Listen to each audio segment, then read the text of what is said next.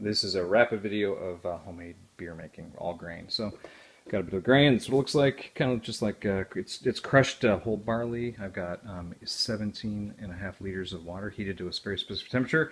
I got water additives. There's salts. So I use gypsum, calcium chloride, chalk, Epsom salts.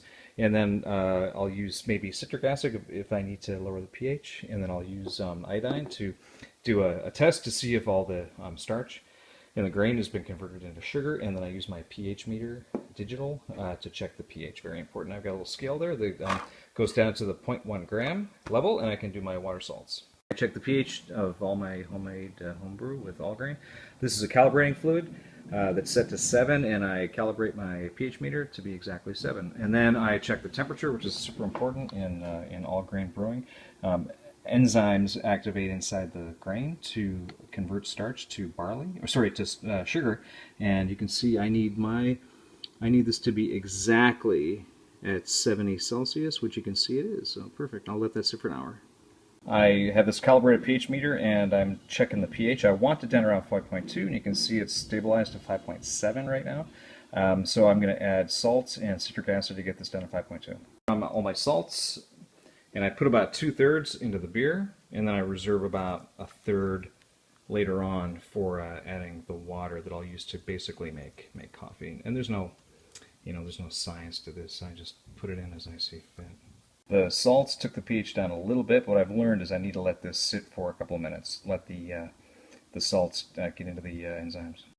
A half teaspoon of citric acid brought the pH down to 5.4. I want to get down to 5.2, so I'm just going to add another 1/4 teaspoon.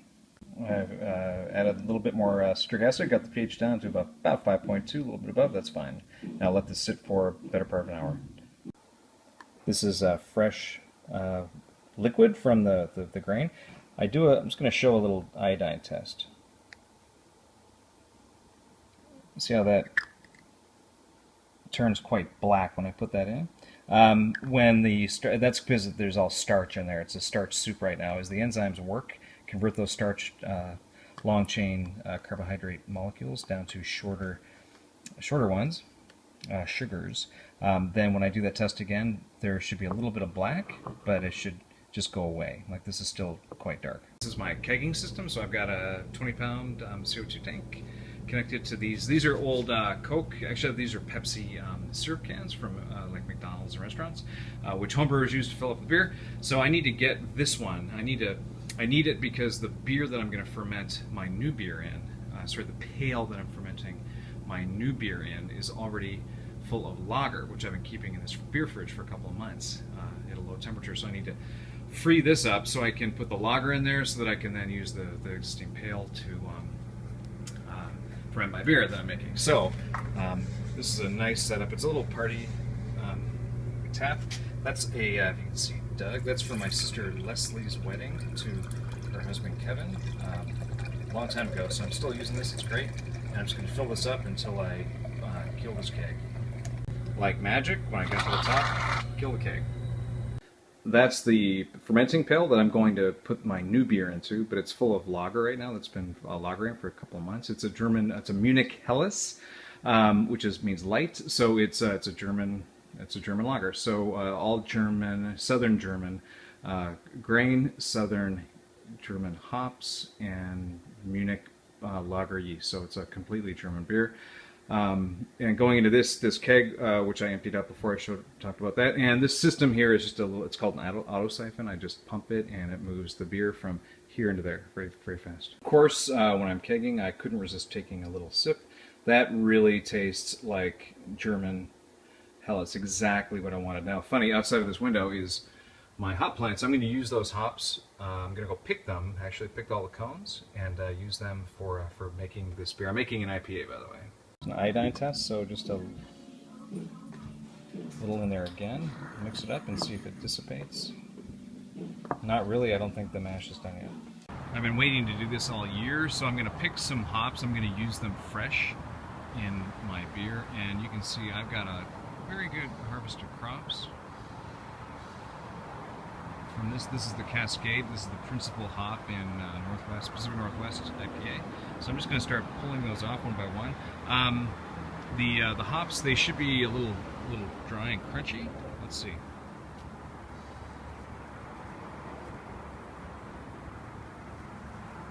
Yeah, I don't know if you can hear, but they're definitely just drying out and they're ready to go. Hop system worked great, so I just undid the twine and lowered the hops down where I can get even the topmost. Getting there. I picked all the ripe cascades from that one. There's still a lot on there. I think they're a little small, and I think that they're not quite ready to go. So I picked what I could. I got that's about 2-3 ounces wet, and I need about 10. So I think I'm going to be kind of light, actually. So what I am finding is that this is the Centennial, which is like a super cascade, the one that I just picked, and these, you can see they're ready to go. They're really dry. The little petals are coming right off, and these are good hops. The iodine test. So the iodine should just turn. It should be absorbed immediately without turning dark. Let's see. There we go. So okay, so that proves to me that there is. Yeah, you can see there's no starch left in there. Okay? Pure sugar. Now the mash is good. So what do? You heat the mash up. The mash is the water plus the grain. You can't really see too well, but it's just above 75. I heated it up to 75 Celsius, and what that does is it denatures the enzymes that are in the grains. It stops them from working. So the sugar profile I've gotten there is exactly what I want. So what I'm going to do now is transfer this hot mash into my mash tun, which is just this pail with a little hose that runs out of it. I'll fill it up, and then what I'll start doing is I'll start scooping hot water, which is exactly at 70 Celsius, from there into the mash tun, and then I'll put this hose back into this now empty brew pot, and I'll use that to boil a beer. I wanted to just mention quickly why I mash in here. It's because I like to control the temperature. I'm still not happy with my ability to mix water of a certain temperature with grain and get it to the right temperature in here, where I should be doing it. So I'm continuing to rely on the brew pot to do that. So what I'm doing now is I've opened up the hose, and I'm pouring off the first probably 2 or 3 liters of liquid in this. This is all mixed up. It's all goopy. You know, there's a lot of grain dust, etc. that's in there, and that will contribute to haze in your beer. So you can see that's quite cloudy and hazy. So what you do is you turn on your spigot and let the first 2, 3, 4, even 5 liters flow out, and what will happen in that case is the grain bed in there will start to settle and act as a filter, right? So and eventually you'll get nothing but clean beer flowing through this. This is the second batch, so it's clearing up. You can see a little bit, and you'll see the hose, the liquid in the hose will start to just get clearer. When you're happy, just stop doing it. I've done the filtering, put all the water or the beer back in, the wort, it's called W-R-T. So there it is at the top. That level will descend to probably about there. And you can, if you're doing it the way I'm doing it, you can see where the level is in the mash tun. And at a certain point, you'll start to see that the top of the grain is available or is visible. You want to not let that happen. You want to keep a couple inches of water above. Collected a few liters. You can turn the heat on. I'm doing this in my kitchen. I have a propane tank outside.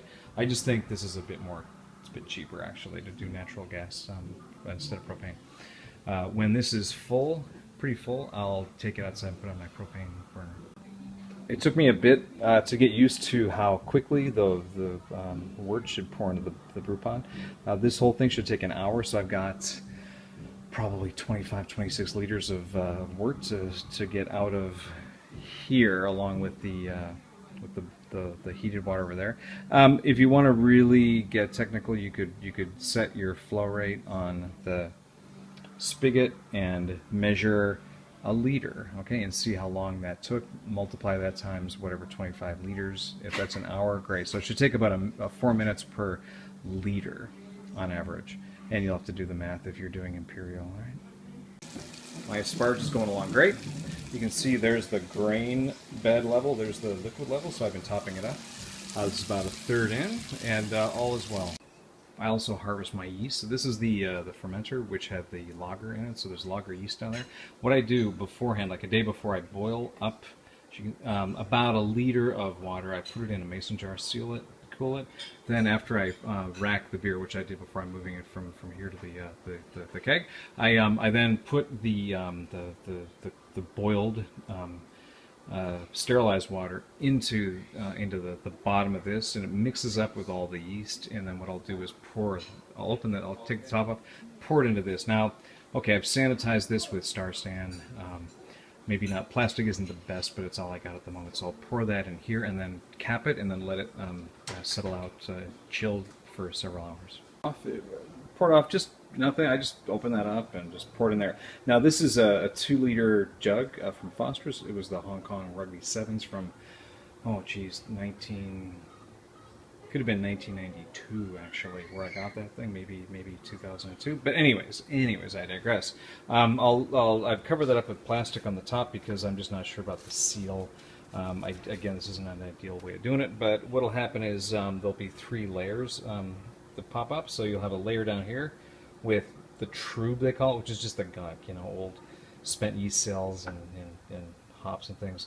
Then you'll have a nice creamy light brown tan layer in the middle. That is the live active yeast. Then the top will be liquid. That'll just be the water that I poured in and some of the old beer. So that'll settle out nicely in about, you could leave it an hour, 2 hours in the fridge. I'm going to leave it all night probably. And then what I'll do is pour off the top and then keep the yeast in the middle. I'll put that probably back in here, all sterilized, and then I'll throw away the trube in the bottom. I filled up the brew pot and moved it out here. There's my propane burner, my propane tank. There are my hops down there. And I'll just wait for this to boil. It's very close. Then I'll take the lid off. I want the steam to go up. I want to get to a boil quick, so I leave the lid on.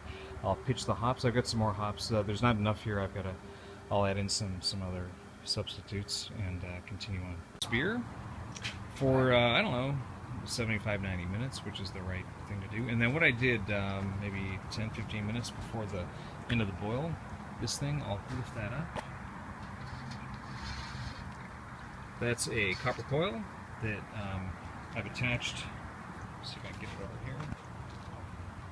Kind of see it. There's my garden hose. Where is it? There it is. My garden hose is attached to that copper coil, okay, and the water goes in there and it circulates through and it comes out through there, and then I'm running it into my sewer down there. Okay, so it's a radiator. It's cooling down that beer. When it's cool, then I'll run it through. I've got a filter over there into the fermenting pail. It'll siphon out all the hops and all the goop that's in there, and then I'll pitch the yeast, and we're ready to go. I've done the boiling, and what I've done is poured the beer into my fermenter, and then you can see in there I have a hydrometer, which is a reading of the specific gravity of the beer. That tells me how much sugar, fermentable sugar, is in the beer. Okay, let's call it 1.054. So what I'll do then is measure, after this ferments with the yeast, I'll measure that gravity again, subtract the 2, and then there's a calculation that tells me how much alcohol is in there. And that's about it. So now what I'm going to do is there's my, I've sanitized all these things, right? So there's my filter sanitized. I'll put that on top of I'll put it on top of the brew pot. I'll take the wort that's in here and I'll pour it back into the brew pot, and then I'll take at that point that'll be full of hops and gunk. I'll throw that out. I'll throw the hops out. I'll then reverse it. I'll put the filter back onto the fermenting pail, the primary, and then pour the beer back. It's a wort, actually, WRT. Pour it back into the fermenting pail. At that point, the beer should be oxidized heavily.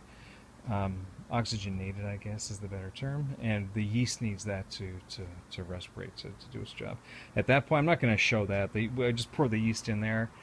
And then I've got a cap to the fermenting pail. I've got a fermentation lock, and I'll just let that sit in, at my ambient temperature now, which is probably 68, 22 Celsius, for 2-3 weeks, and then I'll be ready to go.